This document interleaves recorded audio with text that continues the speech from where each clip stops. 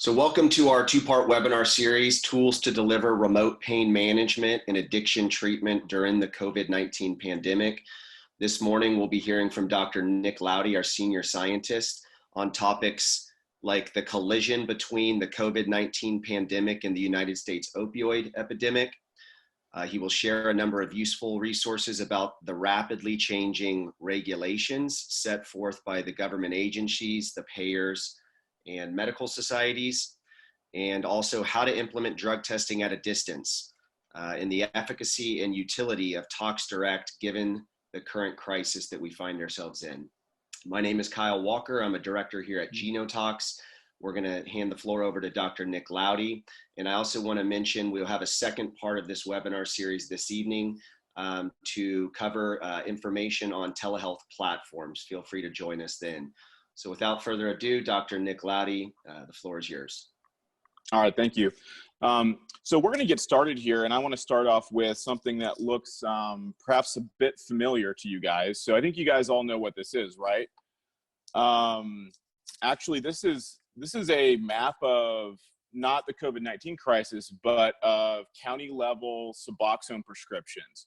And what you can see here is that just because the COVID-19 crisis has exploded onto the scene as the foremost challenge that the country is facing right now, it didn't erase the problem of the opioid epidemic. And whether you are a healthcare professional who is prescribing opioids for pain management or you're engaged in medication-assisted treatment, ultimately, one of the huge concerns that we all have is what happens to the people who are actively receiving opioid medication or are being treated for substance abuse disorders at a time like this. There's certainly a lot of evidence that for a number of reasons, these people are more vulnerable. And ultimately, you can see there is a considerable overlap in location based on population density between those people who are likely to be addicted to opioids or to need opioid treatment therapies and the COVID-19 crisis, which is now growing rapidly. Okay, so here's the data from the Johns Hopkins dashboard that many of you guys may have been monitoring. And you can see, again, some of the similarities where we have population centers, especially on the Eastern Seaboard, California, Texas, places in Colorado, Washington, Chicago. You also see, saw on the previous slide, that there is a considerable amount of opioid use disorder occurring in those places based upon SAMHSA data for Suboxone prescriptions. So I want to highlight this, not again to fearmonger, but just so that we set the stage so that we know that we have to still consider as laboratory professionals, as healthcare providers, as clinicians, ways in which we deal with the COVID-19 crisis that increases the safety for patients as they're being treated, that allows access to telehealth in a responsible manner, and tries to to balance the difficulties with dealing with patients who are at risk for opioid use disorder or who are already diagnosed with substance abuse problems, and limiting their exposure to COVID-19.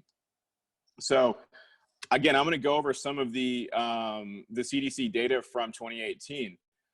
We saw a marginal decrease in the number of overall drug overdose deaths from 2017 to 2018. Not a huge reason to celebrate. We're still at the second highest year on record. And as you'll see in some of the following slides, this COVID-19 crisis could lead to an explosion in opioid overdose deaths. So we have a lot of concern here, and it's very important that we tread carefully as providers, limiting exposure to COVID-19, but also continuing to provide a high standard of care for those patients who need it. I'm going to highlight a few things here from the same data set from the CDC. We're still continuing to see an increase in synthetic narcotic use, especially fentanyl. And even as prescription opioids, which is the light blue line here on the graph, continue to be responsible for a marginally lower amount of overall overdose deaths. We're seeing overdose deaths in total stay at a very high level, and those from illicitly manufactured fentanyl or involving illicitly manufactured fentanyl are continuing to skyrocket. So here's specifically opioids, not considering other substances. So these numbers are largely unchanged despite the strict regulations that have been put in place by the DEA and other government agencies for providers who are prescribing opioid medications. And we're seeing here on the next slide that the number of deaths involving prescription opioids, largely due in part to some of these very strict regulations that have been put in place, have gone down slightly.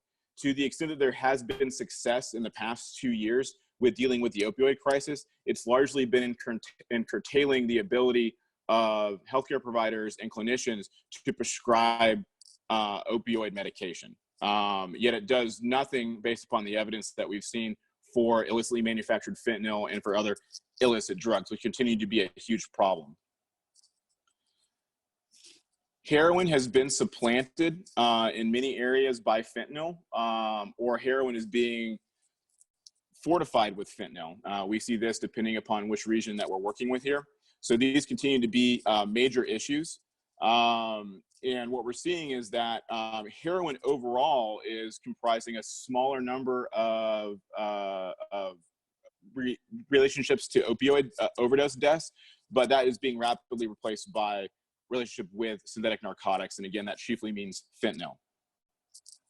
This problem is not unique to heroin and fentanyl. We're seeing increased overdose deaths due to psychostimulants combined with opioids and on their own. So this is largely data that represents methamphetamine overdose with and without opioids. This is skyrocketing. Certain areas of the country, including Appalachia, parts of the Midwest, the Mountain West, many rural areas throughout the country are being absolutely slammed by methamphetamine use right now. And there's a huge comorbidity of methamphetamine abuse with opioid use disorder. And currently there is no acknowledged or approved medication-assisted treatment program for methamphetamine use. It's a huge problem right now. And again, this is something that was already sitting right underneath the surface of the existing opioid crisis.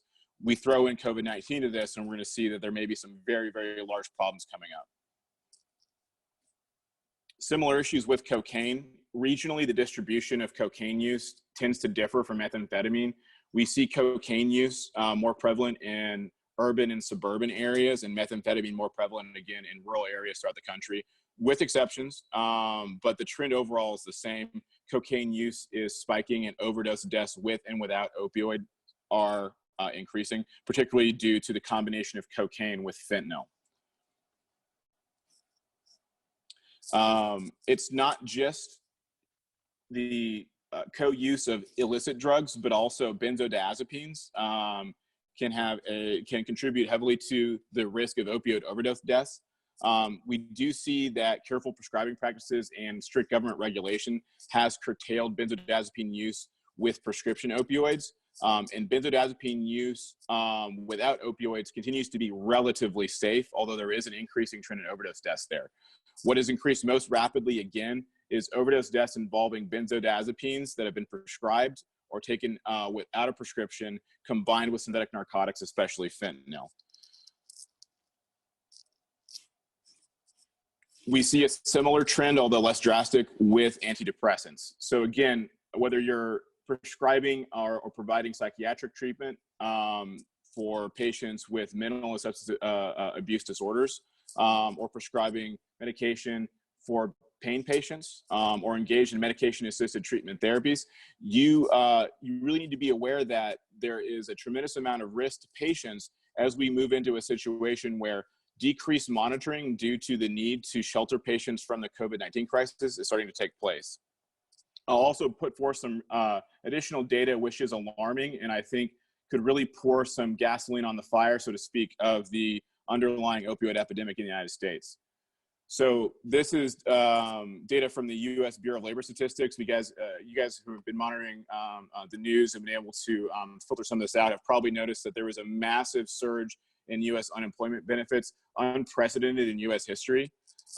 This is concerning all on its own, but when you take into account that there is existing evidence that there's a link between opioid use, abuse, and overdoses and unemployment, we really have to start worrying about what's going to happen to the most vulnerable in society. Addiction and overdose deaths are often attributed to diseases of despair. and or are characterized as diseases of despair. And this situation really has the potential to explode it in a negative way. So for the rest of this talk, I'm going to be focusing on what we can do about it, starting with a number of resources that I think are going to be helpful. A reminder about needing to deal with vulnerable pain patients, but then also moving into some solutions that Genotox laboratories can provide, but also that you can seek out through various telehealth options.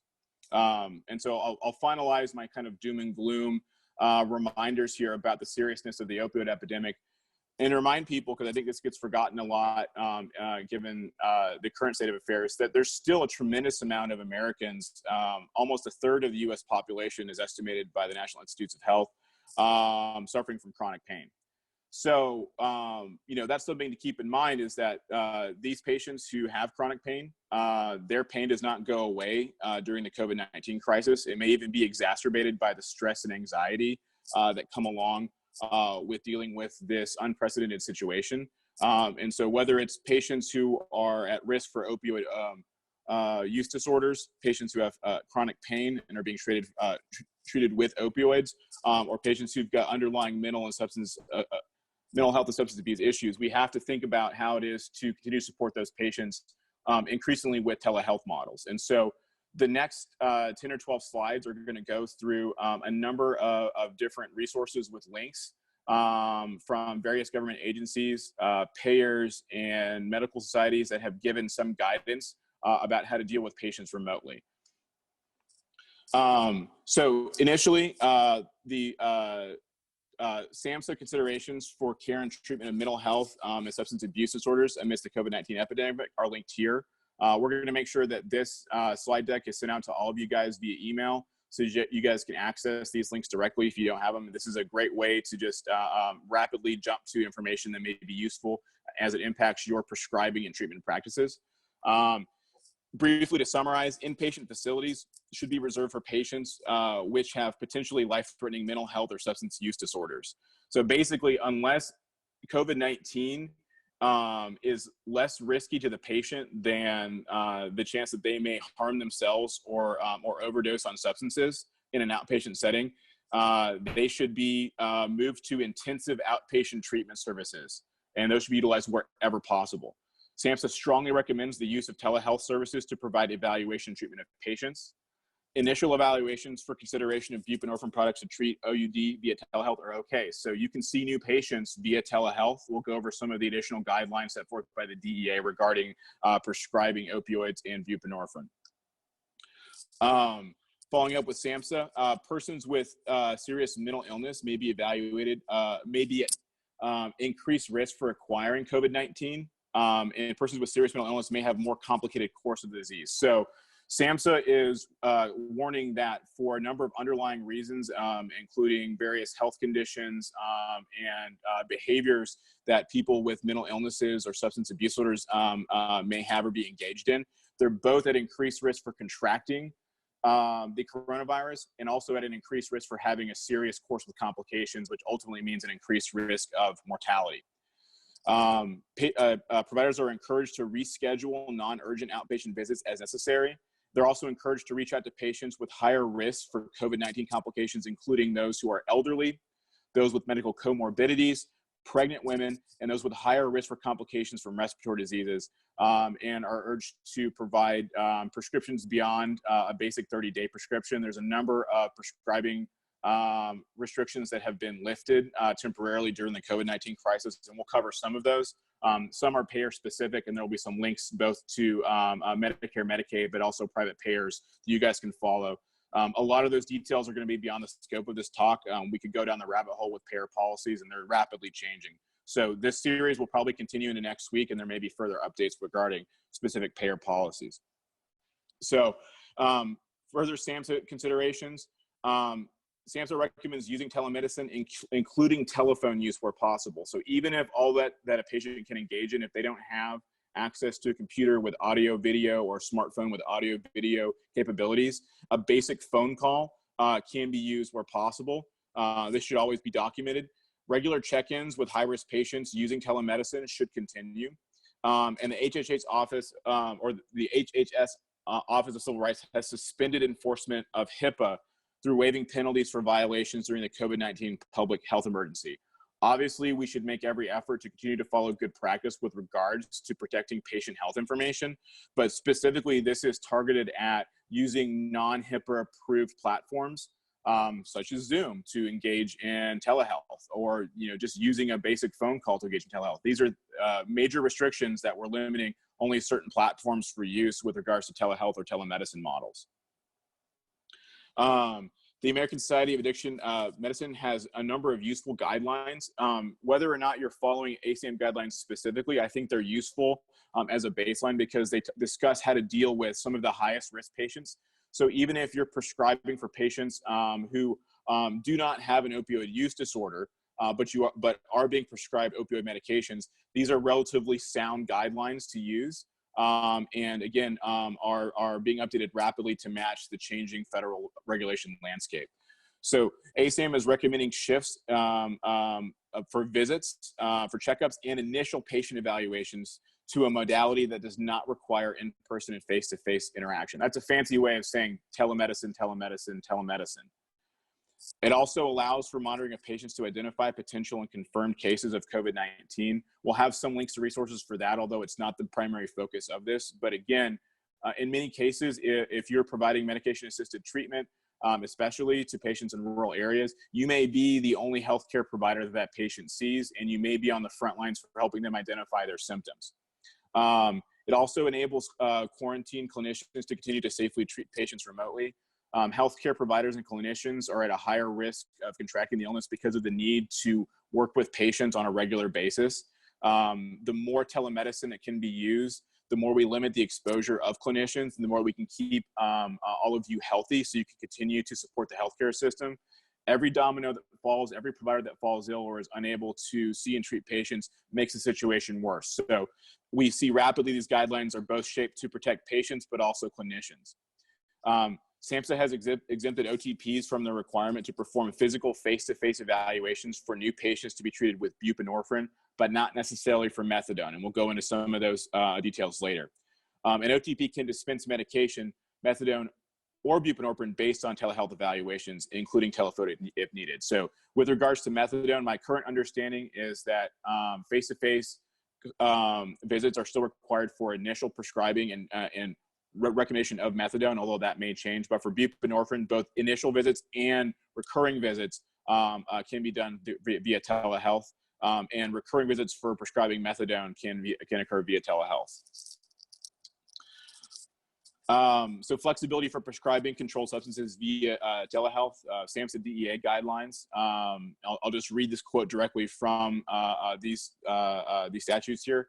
For as long as the Secretary's designation of a public health emergency remains in effect, DEA registered practitioners may issue prescriptions for controlled substances to patients for whom they have not conducted an in-person medical evaluation, provided all the following conditions are met. The prescription is issued for a legitimate medical purpose by a practitioner acting in the usual course of his or her professional practice. Telemedicine communication is conducted using audio-visual, real-time two-way interactive communication systems.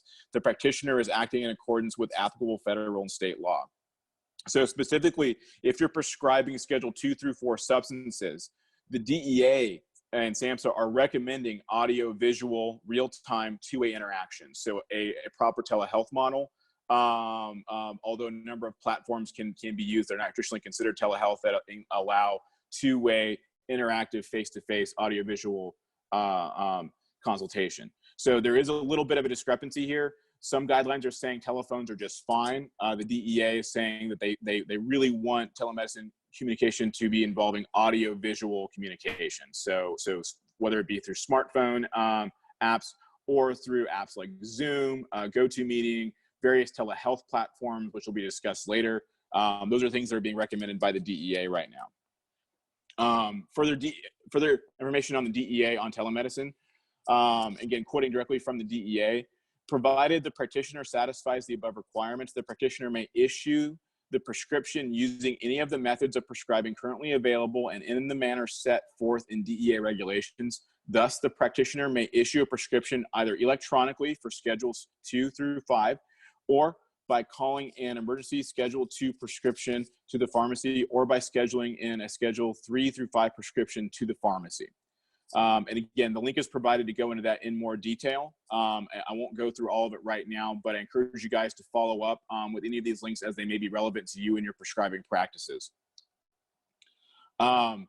Talk about Medicare and the coronavirus. So, there's expanded telehealth covered services. A lot of the reimbursement questions are being put in place right now. I'll attempt to answer as many of those as possible and provide some links to resources where useful information has been compiled so far. A wider range of communication tools, including smartphones and other non-HIPAA compliant technology, is now allowed. Evaluations and management visits, mental health counseling, and preventative health screenings are being encouraged. Medicare pays for virtual check-ins with verbal patient consent documented by the provider, online patient portals, patient-initiated and appropriately documented, and full visits for patients in rural areas. New codes to allow for providers to bill for services are on the way. So we'll try to keep you guys posted as more of those things come up. This is a very useful link from the American Medical Association. It has 11 different scenarios for dealing with both COVID-19 and non-COVID-19 situations, both in person and via telehealth scenarios. I highlight case 10 here because it's particularly relevant to this conversation, non-COVID-19 cases. It lists some existing CPT codes. And again, we're waiting for some of the new temporary codes that may be coming forth to help cover various telehealth services. Medicaid and coronavirus. Medicaid is a bit more vague right now, as is typical. Again, deferring back to the states in many cases. States are encouraged to use the flexibility inherent in federal law to create innovative payment methodologies for services that incorporate telemedicine technology. So given the complexity and the patchwork nature of the various state Medicaid programs, it's very difficult for us to put it all together right now. But we encourage you guys to use the link above to monitor specific regulations within your state's Medicaid programs to help understand what will and won't be covered in these different circumstances. Again, we're seeing a massive overall shift towards acknowledging and having a willingness to cover telehealth services. But again, some of those specific regulations regarding Medicaid are still up in the air and are pending state clarification. Health insurance providers. This is an incredibly useful link put together by the publication America's Health Insurance Provider, AHIP. You guys may receive their email spam, and it can be quite useful, actually. I don't mean to denigrate it. But there are several commonalities that are occurring in private payer changes, including waiving out-of-pocket costs for COVID-19 testing and certain treatments in many cases, zero copay telemedicine visits for any reasons. Sometimes this is platform specific, so make sure you check with the specific payer. Some of them have their own platforms that they're heavily invested in, and they're just not prepared to waive copays or other fees unless people are using a specific platform. Waive cost sharing for testing. 30-day medication supply restrictions have been lifted in many cases, including 90-day recommendations in lieu of 30-day recommendations, lifted refill limits, and of course, options for remote prescribing as well. So that all begs the question, with all this push towards telehealth, do you still need drug testing? And how do you integrate drug testing if patients are probably recommended to not be coming into an office? And that's going to be the focus for the majority of the rest of this talk. So ACAM, I think, has some very useful language in this situation. They speak of the need to balance the utility of having the data from a urine drug test against the risk of COVID-19 virus exposure to patients, lab staff, clinical staff, and providers. And there's two major considerations here. One, consider pausing urine drug testing in clinical practice. Two, explore options for drug testing at a distance. So again, ultimately, clinicians are going to have to make that decision. Which patients are probably at low risk? Can we pause drug testing for a time, give them maybe a 90-day prescription or an increased number of refills for the time being based upon their previous record of compliance? Or do I have high-risk patients, or am I just not willing to take the risk and I need to explore drug testing options at a distance? So what is drug testing at a distance? So these are several of the options that clients of Genetox have already put in place. Again, this is something that's being handled very much on a case-by-case basis. This is not a one-size-fits-all solution. So this talk is trying to present as much information as possible and help encourage you guys to reach out to Genetox so we can help you put in place whichever model might make sense. A lot of people are considering urine drug test drop-off and pickup. So patients don't necessarily have to come into the clinic if there's enough trust or if risks have been evaluated and it makes sense for the provider to allow urine specimens to be dropped off at a certain collection site without direct interaction between a collector or a provider and the patient. That's being used in certain circumstances. Drive-up testing with portable toilets followed by sanitization. We have that put in place so that the interior of clinics is maintained so that the highest risk patients who have to come into the clinic for on-site treatment are less likely to be exposed. Waiting rooms don't get filled up. People can stay in their cars. This does require additional sanitation procedures and requires additional staffing to get this done. In many cases, specimen processors are stepping up in order to fulfill these services. Another alternative that we've seen put in place is drive-up drug testing with oral fluids. So patients can drive up to the clinic parking lot. A station is set up to get patient demographic information, log their visit, and administer an oral fluid test under the supervision of a specimen processor, collector, or healthcare provider. Increasingly, we're seeing many of our clients switch to telehealth audio-video monitoring with oral fluid collection or telehealth audio-video monitoring followed by private remote drug testing using Tox-direct DNA authentication. And we'll talk about that.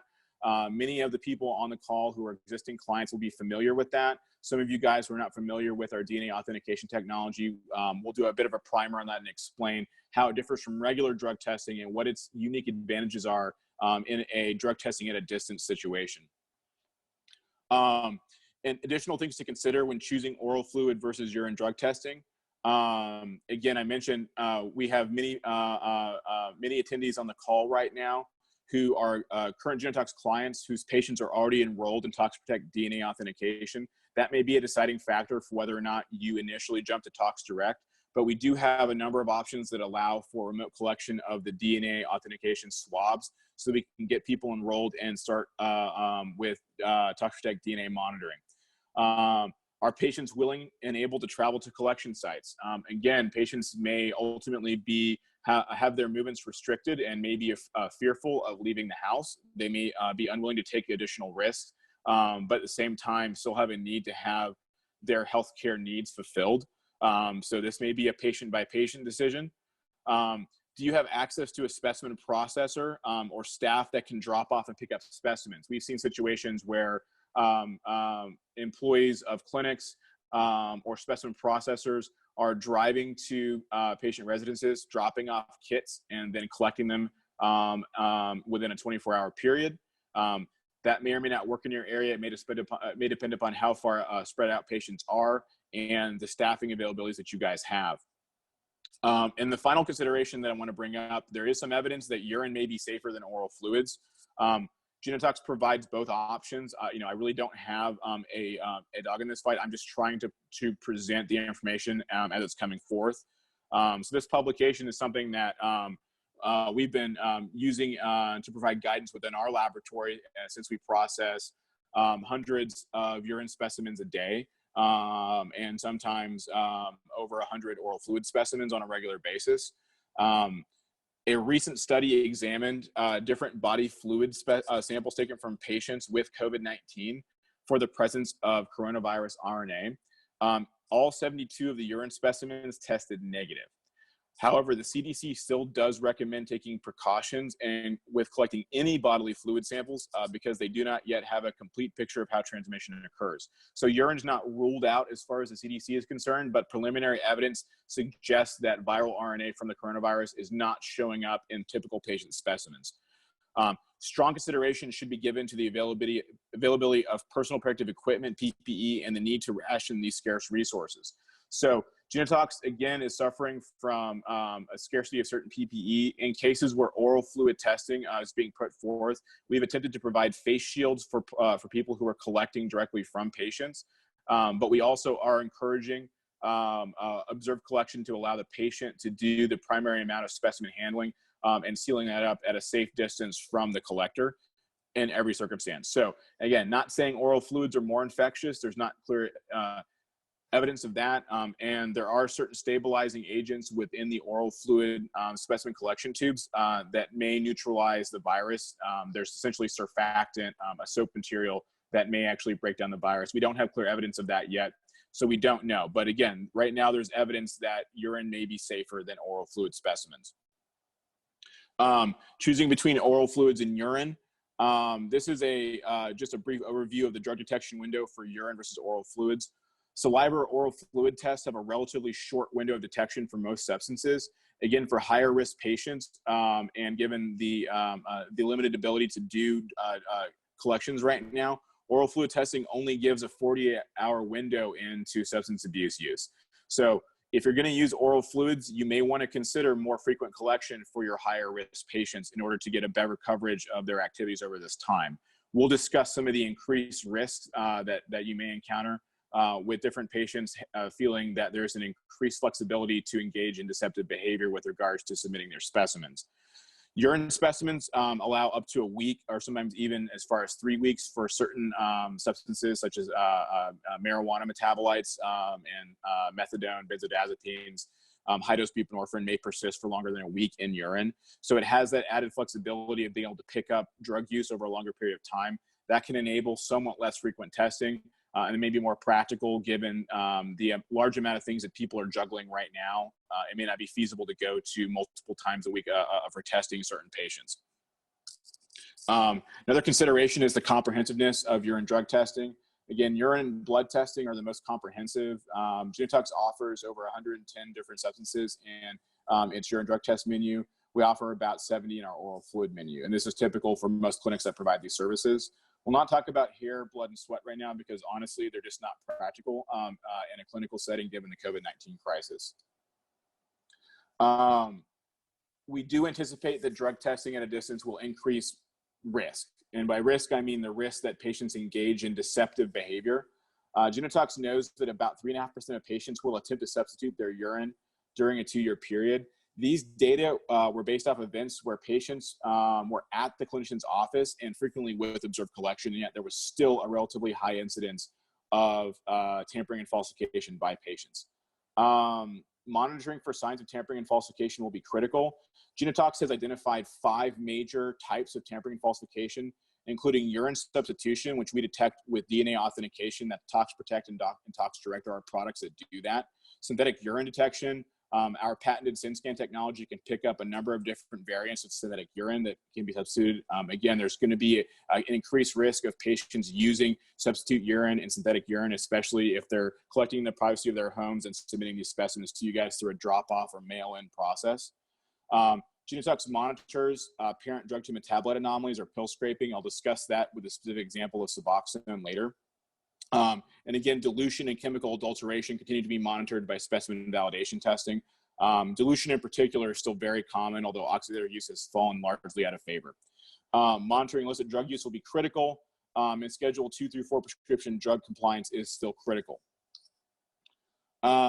Just briefly with regards to oral fluids, Genotox provides Quantasol oral fluid drug test kits. If you are working up your policies and deciding what's going to work best for you, you may decide ultimately that oral fluids are the fastest and most direct way to implement drug testing at a distance. Genotox can help you with detailed guidance on how to implement oral fluids. We have supplies on hand. You can reach out to us if this makes sense for you. Genotox also offers a unique service called Tox-direct. Tox-direct is our trademark name for Tox Protect performed in a remote environment. And Tox Protect is our proprietary system for DNA authentication, which I will discuss in more detail. Again, it's a relatively simple process. Patients can either pick up kits of 3 or more Tox-direct collection kits at your clinic, or they can be dropped off or mailed to them. These kits include a return mailer, the appropriate packaging, and an ability to transfer specimens from the collection cup into a tubes using a vacuum system, which is very easy and doesn't require training. Again, this allows for return shipping rapidly with overnight or 2-day labels back to Genetox, or they allow, or things can be dropped off at designated collection sites for return to the laboratory. And again, this can be a very useful technology given what's going on right now that allows patients privacy without you guys sacrificing the assurance that patients are not substituting their urine. And we'll go into how we know that remote collection with Tox-direct can work effectively. Specifically, we've done studies with some clinics that are on the cutting edge of employing telemedicine versus traditional monitoring in the clinics. This is based upon 883 urine drug tests performed at a certain clinic using telehealth monitoring, compared with over 179,000 urine drug tests using traditional monitoring involving DNA authentication. That's our Tox-direct technology and our SynScan synthetic urine testing technology. Overall, you can see that patient compliance is similar. And importantly, you're still detecting patient non-compliance events using telehealth monitoring. So what this means is that it works. We can tell when patients substitute their urine and send it in. We can tell when the DNA that's in the urine doesn't match a patient's DNA. We can tell when they've used synthetic urine, when they're engaged in pill scraping, dilution, or oxidizer use. So all of these things can be observed via telehealth monitoring. It is a valid and effective way to minimize patient risk while allowing them to collect specimens remotely and mail them back to the drug testing site. How does Tox-direct work? Again, for existing partners with Genetox, you may be familiar with this, but I'm going to go over it briefly. Patients have buccal DNA collected using a swab. That DNA is sent back to the laboratory. It's extracted and analyzed, and individual genotype markers are recorded. We get this question a lot. These genotype markers do not have any identifying information that includes patient phenotypes, skin color, genetic predisposition to illnesses. These are purely identifying markers. And so there's very low risk of patient health information falling into the wrong hands or being used for purposes other than identifying the patient. When it comes to the second step of collecting urine specimens, unwitnessed urine collection can be followed by ultratrace DNA extraction and analysis, followed by individual genetic marker identification and matching. How does it work? Tox-direct identifies 16 different single nucleotide polymorphisms. Those are point mutations in patient DNA. We've identified point mutations that have high variability, so there's a lot of difference from patient to patient, and this allows for unique identification of those people. And it's sufficient to uniquely identify an individual with less than a 1 in 10 million chance of a false match. How well does it work?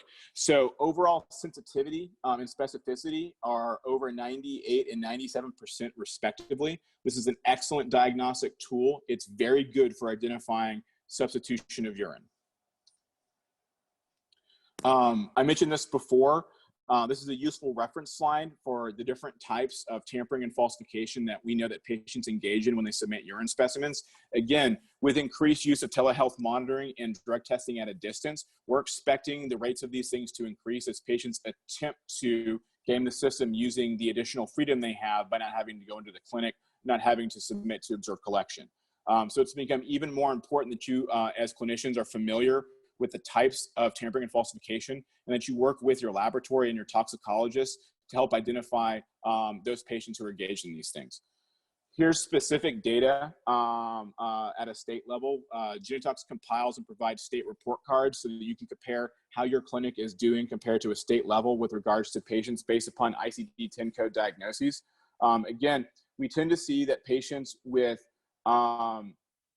substance abuse, dependence, or addiction diagnoses have a higher rate of substitution of urine, synthetic urine use, pill scraping, that's parent-drug to metabolite ratio anomalies, dilution and oxidizer use in many cases. Although there are certain discrepancies there across the board, makes a certain amount of sense, but pain patients are still at risk for tampering and falsification behaviors. Here's a comparison of the overall rates on a per specimen basis. So the least common type of tampering and falsification that we observe are oxidizer use or abnormal pH. So patients, adding bleach or Drano or toilet bowl cleaner into their specimen. For the most part, the internet tells you right off the bat you're going to get caught by this. Every specimen that's submitted for urine drug testing undergoes this type of testing. Synthetic urine use is relatively uncommon compared to dilution and human urine substitution, but it still occurs at a relatively high prevalence. Again, Genotox has a patented technology for detecting synthetic urine. Diluted urine is very common. Two different forms of dilution are known to occur. Internal dilution, where patients overconsume fluid, drinking lots of water or flushing solutions that they purchase, and then excreting very dilute urine. And then also diluting urine with water or other substances in order to minimize the chance of illicit or non-prescribed drug detection. By far, the most common types of tampering and falsification are pill scraping and human urine substitution. And many of the times these things are coincident. So patients will simulate compliance by getting clean urine from an acquaintance, a family member, someone else they know at a clinic, and then adding their medication to it to simulate compliance. I mentioned this data before. This is how Genotox knows that cumulatively over a 2-year period, about 3.5% of patients will attempt to substitute their urine. The most likely chance that a patient will substitute urine is on the initial visit. So again, if you're taking on new patients, you should strongly consider the Tox-direct model in order to monitor that first collection, followed by at least 4 subsequent Tox-Protect DNA monitored collections after that. It may make sense to switch to a less robust model of monitoring, perhaps without DNA authentication after that, in order to manage costs and make it easier on the patient. But again, the initial visits are the most important time to engage in DNA authentication monitoring, because that's the most likely time that a patient will engage in substitution. There are differences based upon patient diagnosis. So overall, about 3.5% of patients are likely to engage in urine substitution, but patients only with pain diagnoses only that have no diagnosis for drug dependency or substance abuse have a significantly lower chance of substituting their urine as determined by Tox-Protect genetic negative match. And that's shown in this data here. So less than a 2% rate versus between a 4 and 5% rate for patients with a dual diagnosis of chronic pain, opioid use disorder, or substance abuse dependency, or those solely with a substance abuse diagnosis. So keep that in mind as you're identifying which patients you can give more leeway to during the COVID-19 crisis. So, and again, the reason why it's important to consider DNA authentication for drug testing at a distance is that traditional specimen validity test measures that are provided by most toxicology laboratories completely fail to detect urine substitution events.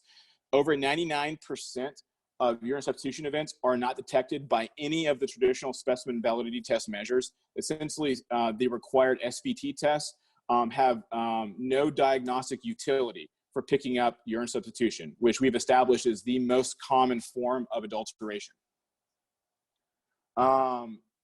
Urine substitution ranks up there with various non-compliance for different types of medication. Again, you want to keep this in mind in terms of the risk here. So these patients are more likely to substitute their urine than to test positive for heroin and certain other hard drugs. And it's similar to the aberrancies that are observed with morphine, oxycodone, and hydrocodone. It's in the same ballpark. So if you're not looking at DNA authentication for urine drug testing, whether inpatient or remotely, you're missing a huge part of the problem with how it is that patients engage in deceptive behavior, tampering, and falsification. I mentioned before pill scraping. This is a colloquialism. And give a moment while the slide loads here. This is an analysis of over 40,000 urine drug test results for patients who are taking buprenorphine naloxone combinations. You can see normal metabolism based upon the norbuprenorphine metabolite to buprenorphine parent drug ratio is shown in the upper left quadrant. There are, however, a relatively high number of cases of abnormal drug to metabolite ratios. So medication-assisted treatment providers may well be familiar with this. This can occur for pain patients prescribed hydrocodone and oxycodone as well. Hydrocodone and oxycodone are the second most likely substances to be pill scraped after buprenorphine. And again, it's typified for these 3 substances by parent drug concentrations at 20 times higher than the Genotox cutoff and 20 times higher than the metabolite concentration. Frequently, we'll see off-the-charts buprenorphine levels as compared with norbuprenorphine levels, and many times clinics are being required to dilute their samples, asking their toxicology laboratories to dilute samples and retest them so they can look at these incredibly high levels of buprenorphine, hydrocodone, or oxycodone in order to identify parent drug to metabolite ratio anomalies. Genotox provides this service with all of our toxicology testing. In addition, Genotox can help you with personalized health analytics, so tracking patients over time. This is going to become increasingly important for monitoring anomalies with patients who are engaged in remote drug testing or drug testing at a distance during the COVID-19 crisis. Here's an example of a patient who's being compliant overall and actually is tapering off of their marijuana use in the state of Colorado right now. We see decreasing THC metabolite levels in urine, as well as consistent levels of buprenorphine, norbuprenorphine, and naloxone. So this is kind of the best case scenario in many cases. Here's a typical scenario where recidivism is occurring. So you'll see in red, there's heroin metabolite results have been highlighted here. The patient has been compliant for several months. And then following the new year, again, a New Year's Eve celebration, so to speak, the patient tests positive for high levels of heroin. This continues for about a 3-week period. The provider responded by increasing their buprenorphine naloxone prescribed dose. That's reflected in their urine drug concentration levels, and recidivism was curtailed, and the patient returned to compliance as monitored by urine drug testing with DNA authentication. Here's another example in which a pill scraping event occurred. The patient substituted their urine in January, and their buprenorphine levels were off the chart, extrapolated to nearly 15,000 nanograms per mil, with no norbuprenorphine levels detected at the same time. Again, a clear-cut case of patient tampering and falsification. Following that, the patient was monitored more carefully, and their use of cocaine and then methamphetamine became revealed because the patient knew that they were not able to substitute their urine. So this is an example of how it is that identifying patient tampering and falsification can lead to the revelation of what exactly the patient is engaged in. And again, knowledge is power when it comes to treating and dealing with patients. Once the nature of this person's illicit drug use became apparent, the provider was able to intervene, have a discussion with that patient regarding their specific use, and help get them back on track.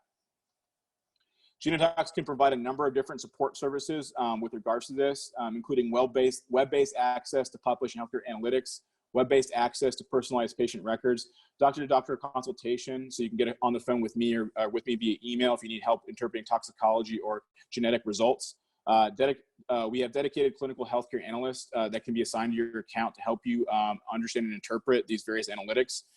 We can provide custom analytics for certain reporting requirements. And one of our most popular services, we provide rapid turnaround time on attestations and letters of request.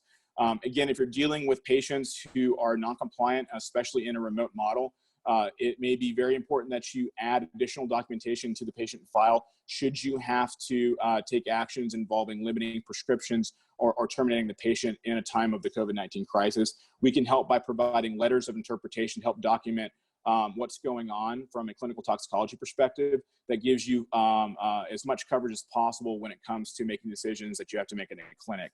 Again, as clinicians, you guys are on the front lines with dealing with this in more ways than one. Genotox is here to help, and we want to help provide as much information as possible. As such, I'm recommending, again, just based purely on my perceived value of this, there's an ASAM webinar later today at 4 o'clock to help cover caring for patients during the COVID-19 pandemic. Again, going beyond just drug testing at a distance, but the general recommendations for dealing with at-risk patients with opioid use disorder and other underlying health issues. The Genotox webinar series that started today is being recorded and will be rebroadcast and distributed to people on the mailing list or at request. There's a follow-up webinar at 5 p.m. Today to cover various telehealth platforms, including our partner, Steve Moak, CEO of True Mobile Health. He has an excellent platform which is designed to help monitor patients in intensive outpatient treatment and give freedom to clinicians.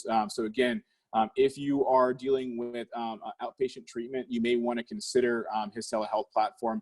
Genotox has been partnering with him for a number of years, and they rely on DNA authentication and Tox-direct in order to make sure that their providers have an assurance of compliance with their patients. So links at the bottom.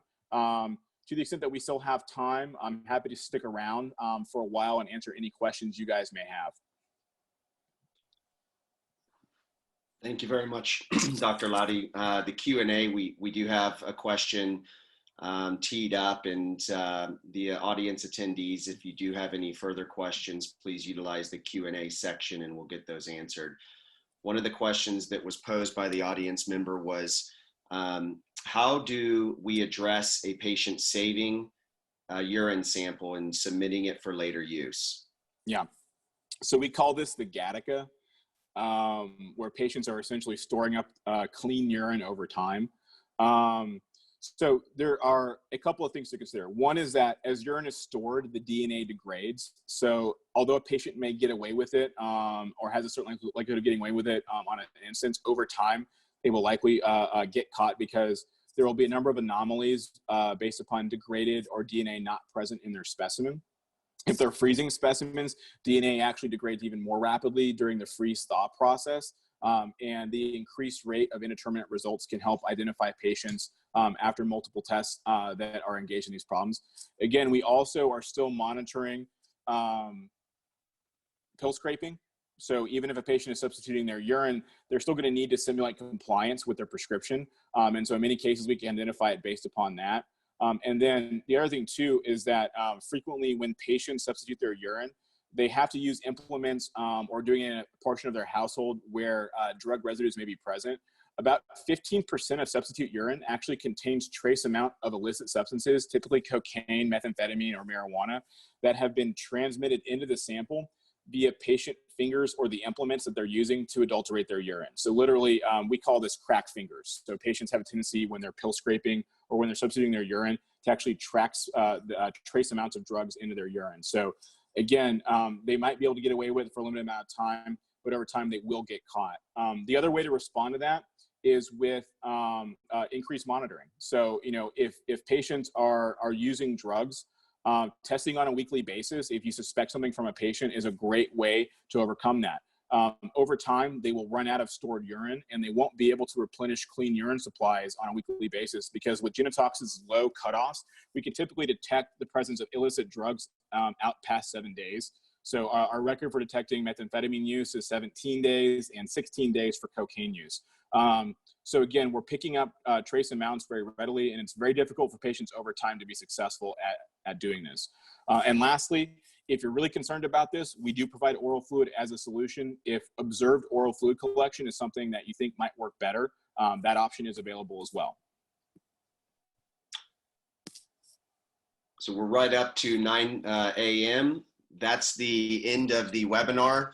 We will continue to deliver this type of content over the coming weeks, especially during this challenging event for all healthcare stakeholders. We appreciate everybody's attendance. Dr. Laude, thank you very much for the excellent presentation. All of you stay healthy and safe through this event. Take care. All right. Thanks, everyone. Take care.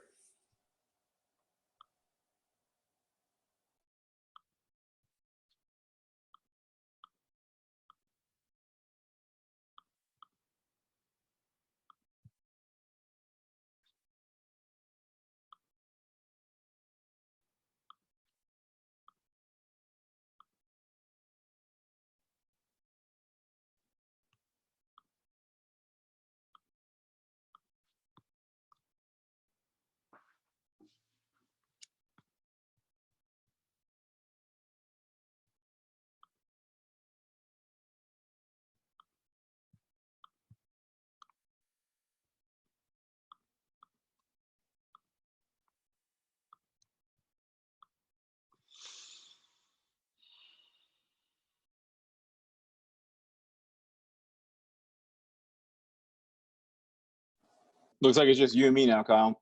Yep, good to go. Well, there's still a few on. Let's end the meeting. Okay, great. Yeah, we'll do this, and looks like the recording is going to be completed, so we can make sure to send this out. Just go ahead and in the meeting real quick. Yep.